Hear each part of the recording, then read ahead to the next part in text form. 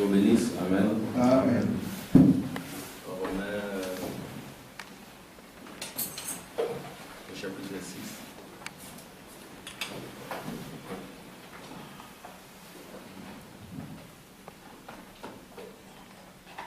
Je vais juste faire une petite exhortation.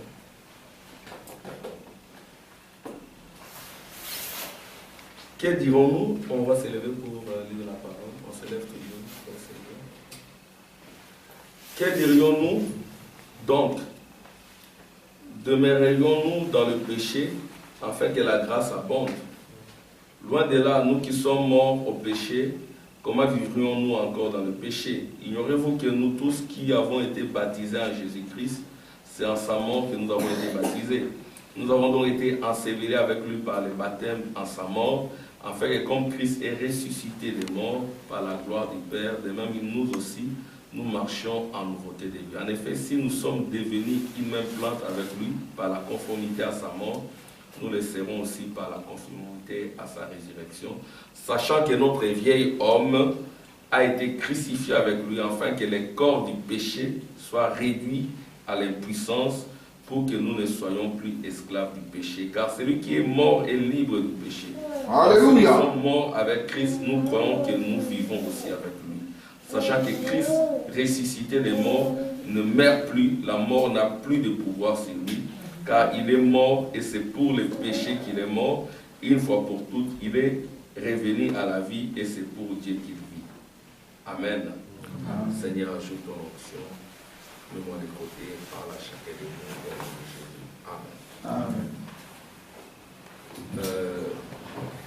C'est juste un petit sujet qu'on pourra développer peut-être dans l'avenir. Je l'ai intitulé le triple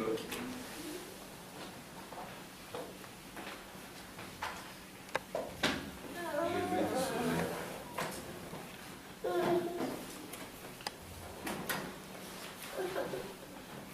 Et comme vous le savez, le soleil,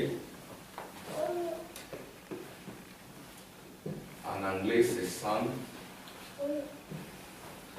et c'est aussi sun. Donc ici c'est le soleil, sun c'est le soleil, sun c'est le fils. Alors si vous lisez le message, Frère Branham, il parle de 3 levées du soleil. Le premier lever du soleil, c'était au commencement en Genèse, quand il s'est mis à créer.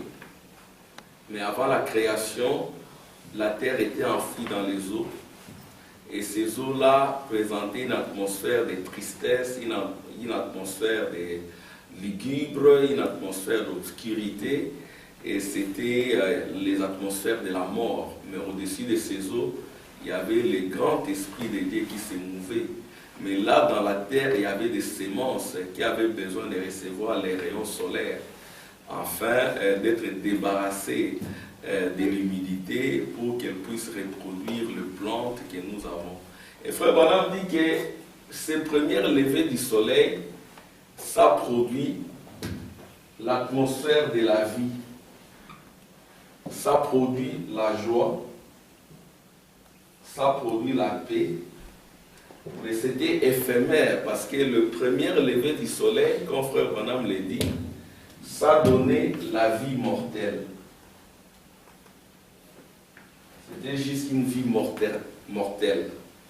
Mais il y a eu aussi un autre lever du soleil, mais qui s'est fait en double temps.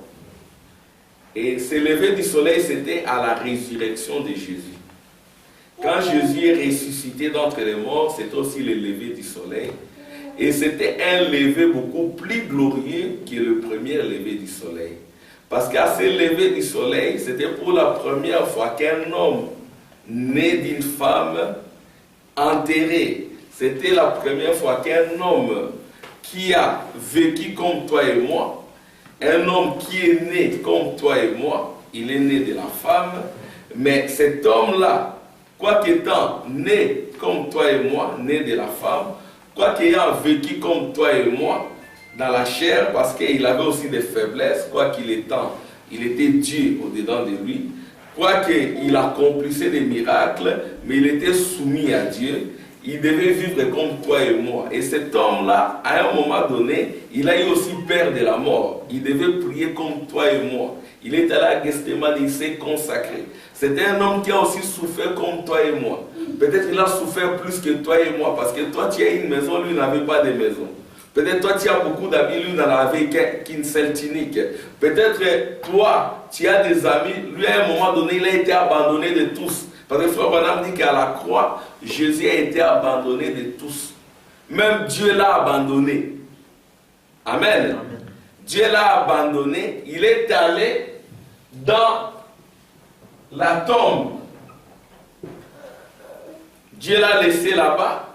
Il est allé dans le séjour des morts. Il a même dit à la croix, mon Dieu, pourquoi tu m'as abandonné? Dieu ne pouvait pas le sortir de cette voie-là parce que c'était la voie prédestinée. Il devait passer par là. Et du séjour des morts, Dieu ne l'a plus abandonné. Dieu l'a relevé d'entre les morts. Et là, du séjour des morts, il a arraché, comme nous l'avons dit le dimanche, les clés. Il a arraché toutes les clés de la mort et du séjour des morts. Il a arraché toutes les clés de l'abîme, au point que le diable n'avait plus rien. Il a arraché toute la puissance qui était connue à la mort, parce que la mort a amené dans la tombe des grands hommes. La mort a amené Adam. La mort a amené Abraham. La mort a amené Job. Et Frère Branham dira même que dans les séjours des morts, il y avait Enoch. Vous dites Amen. Amen. Il y avait même Enoch. Enoch était là. Les grands hommes tels que Joseph étaient là dans la tombe. Alléluia. Tous les grands hommes sont passés par la tombe. Alléluia. Mais il n'y a qu'un seul homme qui est venu et qui n'a pas été retenu dans la tombe. Parce que cet homme avait pour mission de libérer tous les captifs qui étaient retenus dans les séjours des morts et de les élever plus haut dans une autre dimension.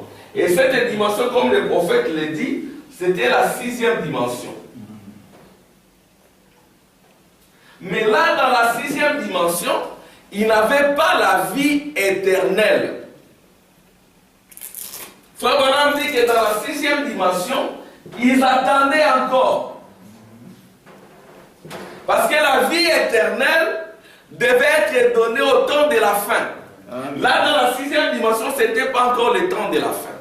C'est ainsi qu'au temps de la fin, il y a eu un dernier lever du soleil.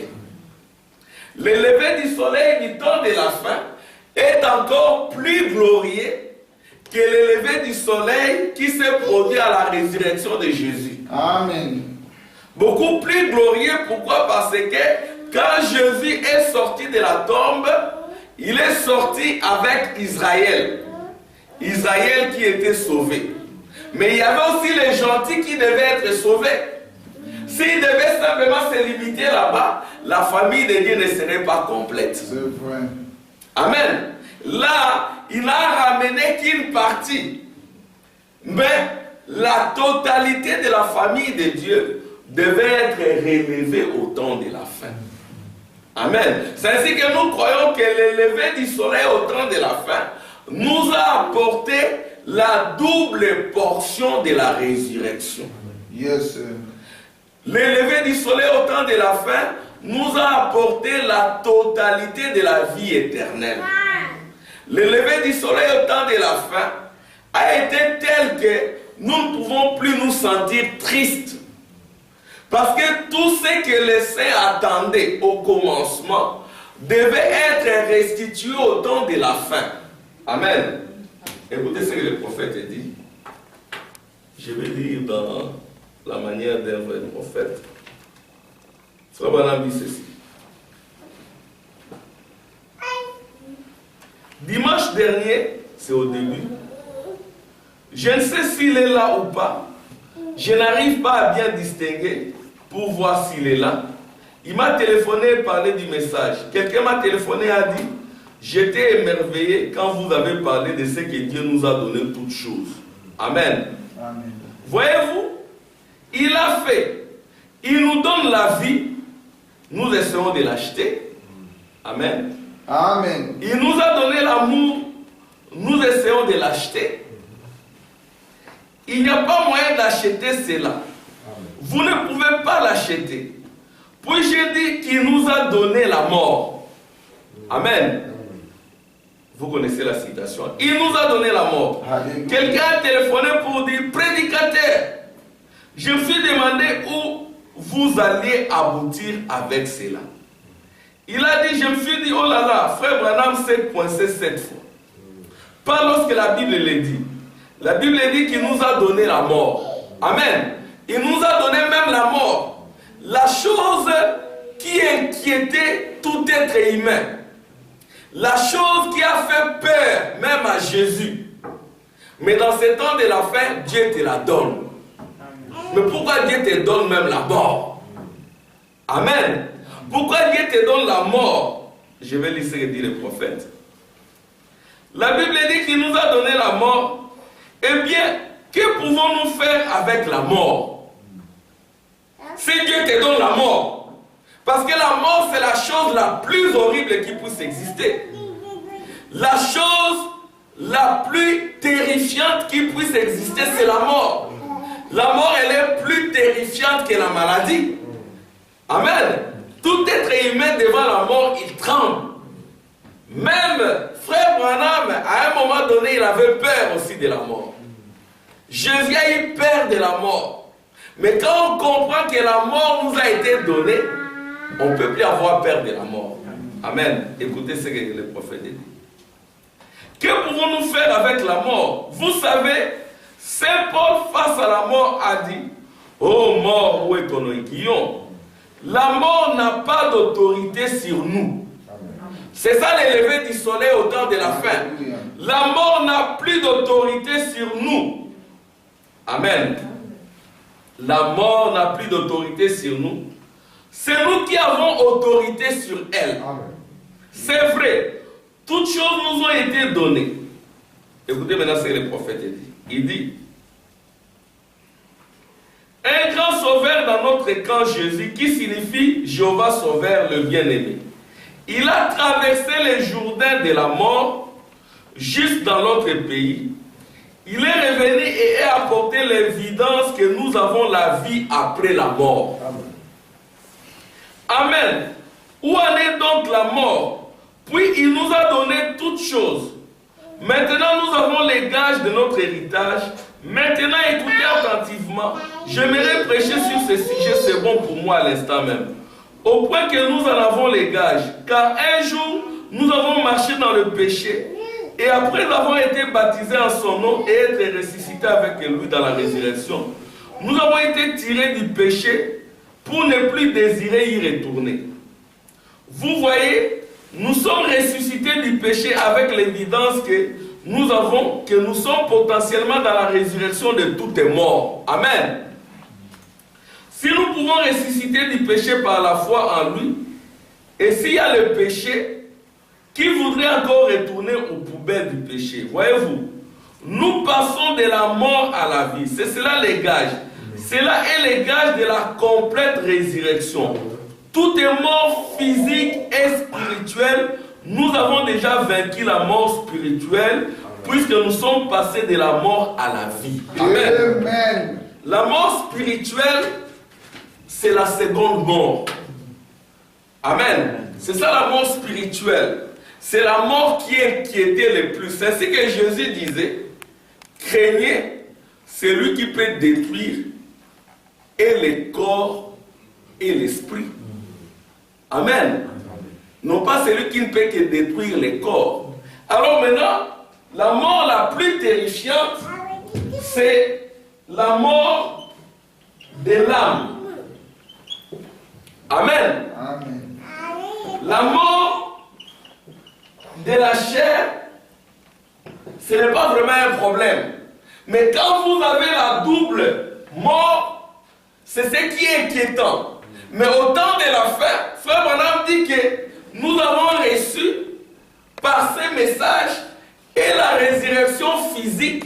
Alléluia. Et la résurrection spirituelle. Cela a de quoi nous consoler. Amen. Le fait que nous ayons les deux résurrections, la résurrection physique et la résurrection spirituelle. Frère Branham dit que nous sommes exactement Élisée. Élisée qui était attaché à Élie. Élie, il a traversé le Jourdain avec Élisée. Il y avait qu'une seule portion de la résurrection. Mais quand Élisée est retourné de l'autre côté du Jourdain, il est retourné avec la double portion de la résurrection. Alléluia. Amen. Alors au temps de la fin, nous avons une autre Élie, frère Branham. Amen. Et frère Branham a traversé le Jourdain. Il nous a prouvé qu'au-delà du Jourdain, il y a la résurrection. Et quand il est retourné du Jourdain, amen, il est retourné avec la double portion de la résurrection. C'est ainsi qu'aujourd'hui, et la mort physique et la mort spirituelle se retrouvent sous nos pieds. Yes, sir. Amen. J'aimerais encore qu'on me prive de l'argent. J'aimerais encore qu'on me prive de la maison. J'aimerais encore qu'on me prive des choses de ce monde. Mais être privé de la résurrection spirituelle, c'est un malheur. Amen. Et au temps de la fin, nous avons reçu la double portion de la résurrection. Et frère Branham, avec ces messages, il est venu avec la double portion de la résurrection. Parce qu'il a manifesté à la fois Élie et Élisée. C'est-à-dire que nous croyons que tout est accompli. C'est-à-dire que nous croyons que nous avons le pouvoir sur la trinité de Satan. La trinité de Satan, c'est quoi? C'est la mort, la tombe et le séjour des morts. Amen. Je peux avoir la mort. Mais comme j'ai les clés de la mort et du séjour des morts, dès que je suis dans la tombe, je peux ouvrir la tombe pour en sortir de l'autre côté. Alléluia. La tombe ne me fait plus peur. Non. Quand frère Branham l'a dit, il était avec Billy Paul devant la tombe de sa maman. Alléluia. Billy Paul était en train de pleurer. Billy Paul pleurait. Alors frère Branham nous dira, l'important, ce n'est pas d'être là dans cette tombe. L'important, c'est de savoir comment en sortir de l'autre côté. Parce qu'il y en a qui entrent dans la tombe, qui restent, parce qu'ils n'ont pas la clé. Mais Dieu t'a donné toutes les clés. Tu as toutes les clés entre tes mains, mon frère. Parce que ces mains-là, ce sont les mains de Jésus. Amen. Amen. Nous sommes les mains de Jésus. Nous avons reçu tous les pouvoirs. Et tout ce pouvoir, c'est la révélation. Et aucun démon de l'enfer ne prévaudra contre la révélation. C'est-à-dire que ce livre de la révélation ne doit pas s'éloigner de notre bouche, de notre cœur, de nos oreilles, de notre maison, de notre vie. Parce que ce livre de la révélation, c'est cela la plénitude du gage qui nous assure la résurrection. Amen. La résurrection physique et spirituelle, c'est ainsi que si vous avez cette résurrection en vous, vous marcherez en nouveauté de vie. Amen. Vous ne serez plus sous les eaux et au-dessus de vous, il n'y aura plus de tristesse, il n'y aura plus de rancune. Il n'y aura plus ces atmosphères-là de la mort. Amen. Nous ne serons plus sous les eaux. Nous serons au-dessus des eaux. Nous ne serons plus environnés par la froideur de ce monde parce que les rayons solaires auraient asséché toute l'humidité. Amen. Frère Branham, il a vaincu la mort. Il a vaincu le séjour des morts. C'est aussi ta victoire. Amen. C'est vrai, madame. Je termine par là. Il dit, nous passons de la mort à la vie. C'est cela les gages. Cela est les gages de la complète résurrection. Toute mort physique et spirituelle, nous avons déjà vaincu la mort spirituelle. Alléluia. Puisque nous sommes passés de la mort à la vie. De même que Élie descendit un jour au Jourdain, les frappa en compagnie d'Élisée. L'eau se fendit et il traversa et il revint avec une double portion. De même que nous frappons le Jourdain en compagnie de Christ. Et nous recevons Christ, c'est un homme au moins.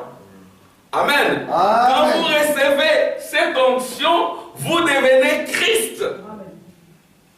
C'est ainsi que comme Christ a vaincu la mort, le séjour des morts est la tombe ou les Hadès. Et toi aussi en tant que Christ, tu vaincras la mort, le séjour des morts et la tombe. Mais tu ne peux vaincre cela que quand tu seras devenu Christ. Mais quand est-ce qu'on devient Christ? On devient Christ quand on reçoit la puissance de la résurrection. Quand on reçoit le lever du soleil. Alléluia. Aussi longtemps que vous n'avez pas encore reçu le lever du soleil, vous n'êtes pas Christ. Amen. Parce que nous avons eu Christ. Et Christ doit se manifester dans chacun de nous comme il s'est manifesté ici. C'est ainsi que Jésus disait aux apôtres, ne sortez pas de la ville jusqu'à ce que vous serez revêtus de la puissance d'en haut. Amen. Amen. Ne sortez jamais aussi longtemps que vous n'avez pas la puissance de la résurrection. Continuez à travailler jusqu'à ce que cette puissance de la résurrection entrera en vous. Mais comment l'épouse travaille? L'épouse travaille exactement comme Ruth. Parce que Ruth était attachée à Naomi. En étant attachée à Naomi, elle a marché avec Naomi. Elle a traversé la mer morte. Amen. En traversant la mer morte, elle ne s'est pas limitée là. Elle a continué à travailler dans le champ de Boaz. Elle a travaillé dans le champ de Boaz en toute patience, en toute quiétude, jusqu'à ce qu'elle s'est unie à Boaz. Amen. Israël aussi, Israël a traversé la mer Rouge, que Frère Branham appelle parfois la mer morte. Il y en a qui traversent à l'ouest, il y en a qui traversent à l'est. Il faut toujours traverser les Jourdains. Amen. Il faut toujours traverser, il faut toujours un voyage, il faut toujours un exode. Amen. Amen. Et c'est cet exode-là qui t'assure la puissance de la résurrection. Mais si vous ne faites rien, les noces de l'agneau sont venues, son épouse est elle-même préparée. Et nous avons tous les matériaux pour nous préparer. Yes, sir. Amen. Parce que l'époux est déjà là. L'époux doit se préparer pour s'unir à l'époux. Boaz est déjà dans le champ. Isaac est déjà dans le champ. Il faut travailler exactement comme Rebecca. Amen. Comment Rebecca a travaillé? Elle a pris de l'eau, elle a donné au chameau. Elle a pris de l'eau, elle a donné au chameau. Elle a pris de l'eau, elle a donné au chameau. Et les chameaux l'ont enlevé jusqu'à la présence d'Isaac. Amen. Amen. J'ai remarqué que quand vous lisez, quand vous priez, vos yeux seront moins. Amen. Amen. Votre corps seront moins. Vous pouvez être là où il y a le péché tout autour. Vous ne serez pas bougé. Amen. Amen. C'est ça la résurrection. C'est ça marcher en nouveauté de vie. Vous n'allez pas pécher. Les gens pêchent, ils tombent, même des grands. Ils se retrouvent encore sous les eaux, comme avant la création. Hein, c'est ça Los Angeles. La question de Cersini. Elle m'a posé la question sur Los Angeles. Les gens qui sont censés être au-dessus des eaux, ils se retrouvent en dessous des eaux. Et autour d'eux, au-dessus d'eux, il y a des atmosphères bizarres. Pourtant, le soleil s'est levé. Amen. Le soleil s'est levé pour que nous soyons séparés des eaux. Parce que les eaux, c'est une place pour les diables. Amen. Pour la bête qui sort des eaux. Amen. Amen. Nous avons tout entre nos mains. Nous avons le message. Lisez le message. Priez. Amen. Amen. Lisez le message, priez. Venez à l'église, prions. Amen. Amen. Hein, frère Célou? Prions. Ne vous absentez pas les mercredis. Venez, prions. À un moment d'ailleurs, on ne devait plus commencer à exhorter. On doit d'abord beaucoup prier.